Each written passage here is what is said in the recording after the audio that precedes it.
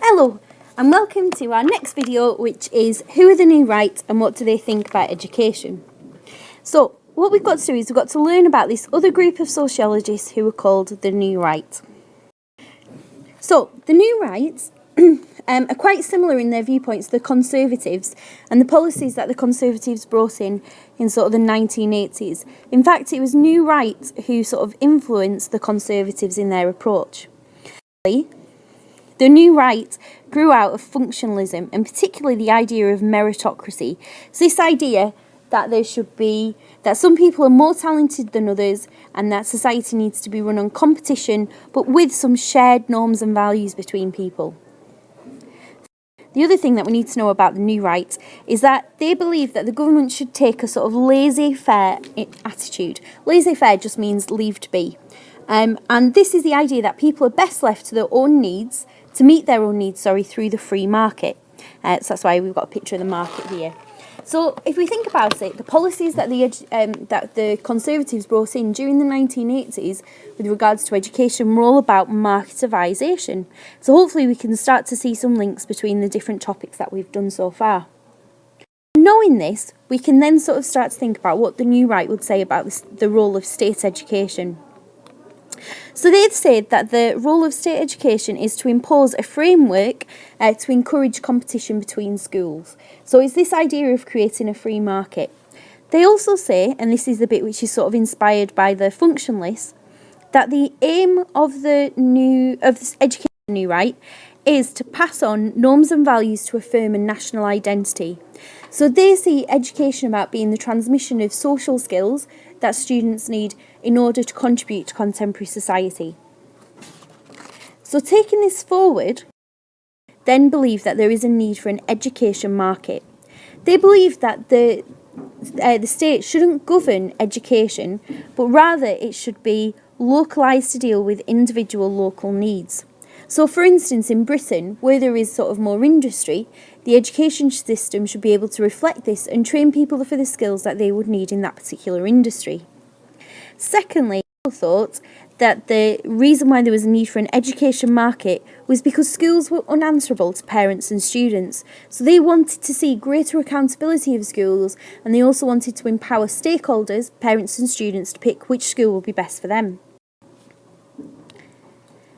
So the solution is to create an education market. So the education market would allow parents to have a say and students to have a say, and also give greater choice to those stakeholders. And this is sort of two New Right sociologists, Chubb and Moore. Okay, so we've got a picture of a chub, which is a type of fish, to remind us of Chubb, and a picture of Moore from The Simpsons to remind us more. And they say that the New Right thinkers, so they're thinking about why the US education system should open up to the market forces of supply and demand. So if more people want something, then there should be more of a supply of it, is essentially their thinking. That the reasons for this were to make schools more answerable to parents, so it could respond to local needs. They then started to think about how this could be possible. So how is it that you can create a supply and demand free market within education? And they said that the focus should be on state education, and they wanted to create a market sort of similar to how the New Right in Britain created a market in the 1980s, so things with league tables, competition between schools, but also the idea of formula funding. Formula funding in Britain is where schools get given a certain amount of money for each child that they have in their care. Okay, so formula funding. And they suggested about bringing something similar into the United States. So they wanted to introduce a voucher system.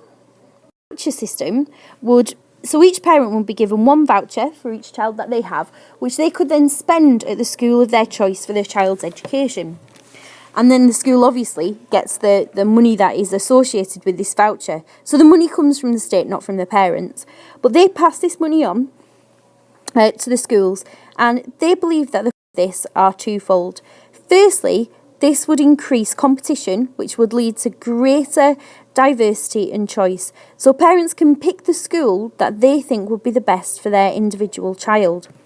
Also, it would empower parents and also make schools more accountable. So if you're spending your voucher at a certain school, you want to know that you've got sort of value for money. So that means that schools then have to listen to what parents are saying and listen to parental concerns to try and improve the quality of education for their child. Are the new right? Is what we need to think about. So what is the evaluation points that we can bring in about the new right? Well, firstly, sociologist Gervitz and Ball said that competition between schools only benefits the middle class. And we've seen this time and time again. So the idea of selection by mortgage, that should be, so selection by mortgage. Also, middle class parents have what we call the cultural capital, to understand how to get their kids into the best schools.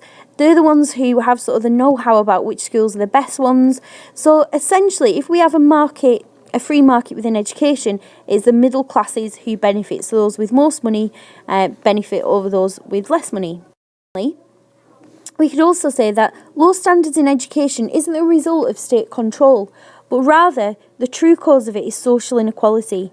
So for those students who lack the cultural capital, the material capital, the economic capital to succeed, they're the fundamental reasons why those students don't do as well.